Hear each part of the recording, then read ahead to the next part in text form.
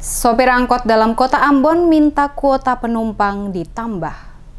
Penerapan pembatasan sosial berskala besar transisi oleh pemerintah kota Ambon yang telah masuk tahap 2 dan sesuai rencana akan kembali dilanjutkan tahap ketiga pekan ini mendapatkan berbagai respon dari masyarakat terutama para sopir angkot dalam wilayah kota Ambon. Sejumlah sopir angkot yang ditemui tim DMS Media Group di kawasan Terminal Bardika menyampaikan berbagai harapan dan keluhan mereka. Ampi Latuhihin, salah satu sopir angkut jurusan Gunung Nona mengatakan semenjak diberlakukan aturan pembatasan penumpang ditambah aturan sistem genap ganjil termasuk PSBB semakin membuat mereka para sopir angkot sulit memenuhi kebutuhan ekonomi keluarga. Hal ini dikarenakan penghasilan yang didapatkan saat ini jauh berkurang dari sebelumnya. Hal ini disebabkan adanya pembatasan jumlah penumpang yang boleh diangkut termasuk juga pembatasan pergerakan masyarakat membuat pendapatan mereka menurun drastis. Oleh karena itu, mereka berharap ada kebijakan dari pemerintah kota untuk kembali mengkaji dan mengevaluasi dengan mempertimbangkan nasib mereka. Dengan kebijakan menambah jumlah penumpang dari sebelumnya hanya 50% dinaikkan menjadi 70%.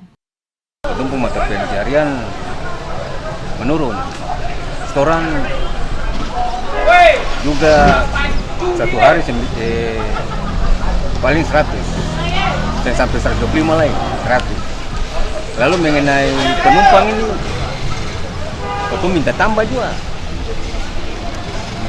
Minta tambah AMPA 3 kan. Yang tadinya AMPA sebelah, 2 sebelah, aku minta 3 sebelah, 5 sebelah juga. Supaya makanya kita bisa dapat pulang uang sedikit per.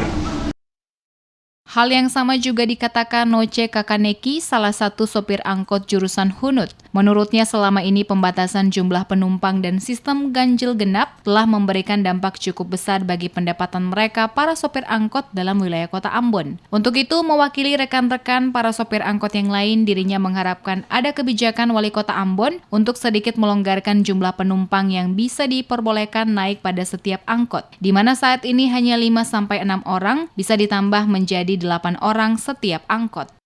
Maksudnya kalau menurut orang di angkot dengan sudah adanya PSBB transisi, orang minta supaya angkut muat boleh tambah 1 atau 2 orang, kan? Nah, itu mungkin orang rasa bagaimana teman-teman? Iya, betul. Bisa lebih dari 6. Nah, Kalau 8 kan. Lebih dari 6 tuh. 8 kan. Orang bisa rasa ini ringan sedikit dan pendapatan mungkin agak membaik.